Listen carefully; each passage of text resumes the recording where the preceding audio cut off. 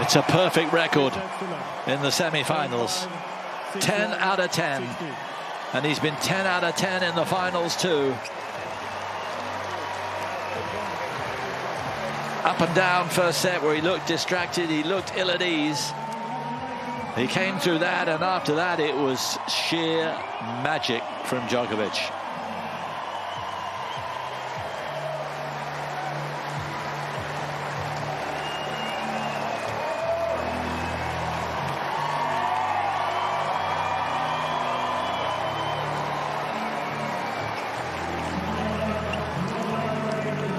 And he is unbeatable, it seems, at the moment. Tsitsipas will have a word or two about that, but that's how it seems.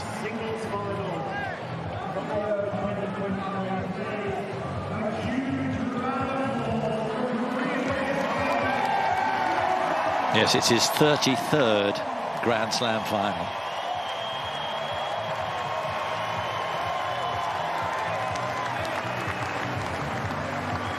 A big occasion for Tommy Paul. He didn't really let himself down. He had chances in the opening set. He might have grabbed that, and then it might have been different. But once Djokovic got his equilibrium, it was always going to be a very difficult battle.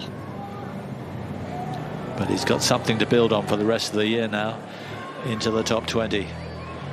And Djokovic is now one match away from being the world #1. Yet again.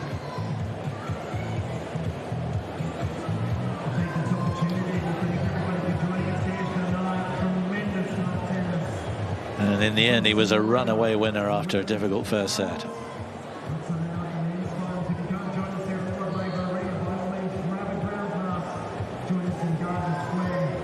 He's dropped just one set on his way through against Enzo Kukuwa of France, the qualifier in the second round.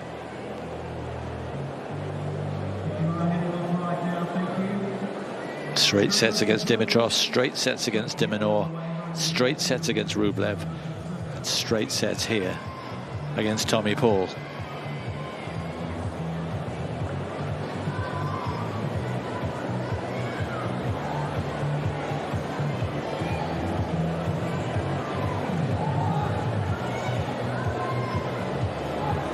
Fascinating to know what was going through his mind in that opening set. He really did look to be struggling.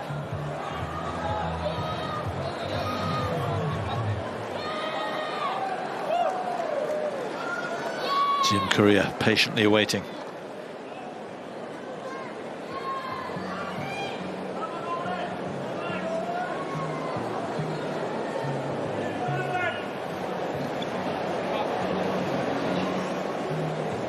But his set of statistics gets ever more impressive.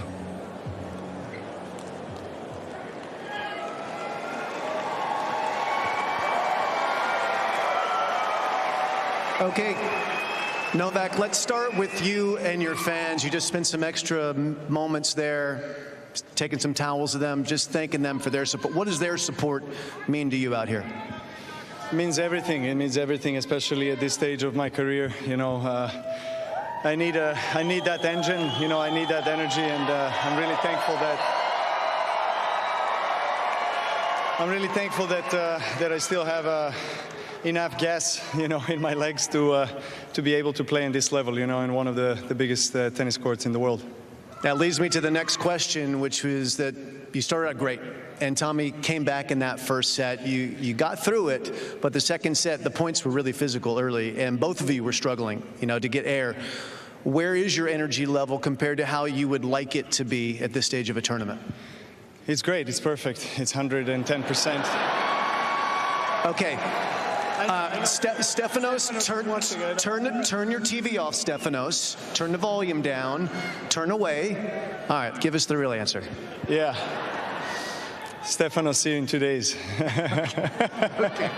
No, look, of course, you're not as fresh as at the beginning of the tournament, that's for sure, but we put in a lot of hours throughout the off-season weeks.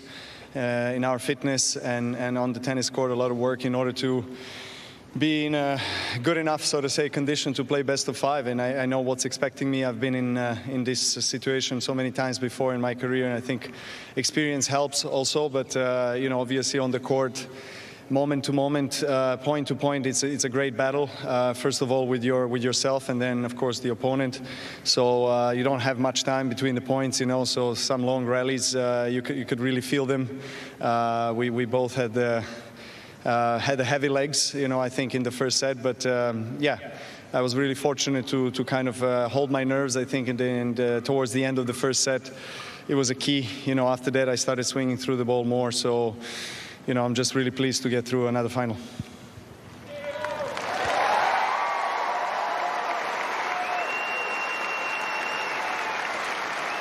It was on this date 15 years ago when you played your first final, and it was on this court, and you won your first title here. Could you have imagined that 15 years later you'd be playing in going for your 10th Australian Open, your 22nd major title, still be out here on tour doing it at this level? Could you have imagined 15 years ago that you'd still be around?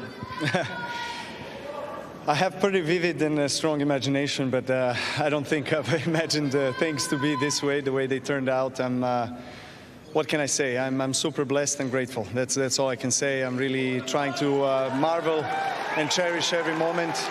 I know that you know, without my family, without my team, things wouldn't be possible. You know, obviously, you're by yourself. It's an individual sport, so all eyes are on you. You're by yourself on the court. You take the responsibility. You take the credit as well. But I think we have to give credit where credit is due, and that's the team that day in, day out lives with me through my good and bad moments. And I thank them for their support. And this is their success as much as it is mine.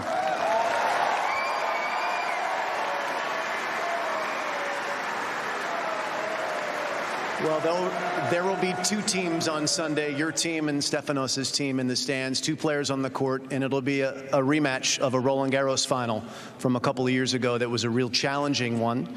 What are your recollections of that match, and let's look ahead and your expectations for the final here on Sunday? Well, I won that match, so my recollections are very positive.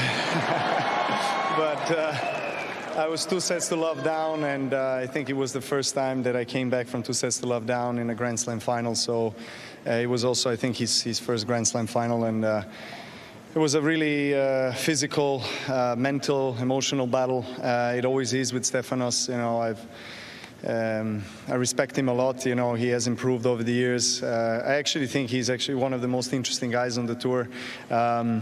You know, with his interest off the court and his hairstyle and all.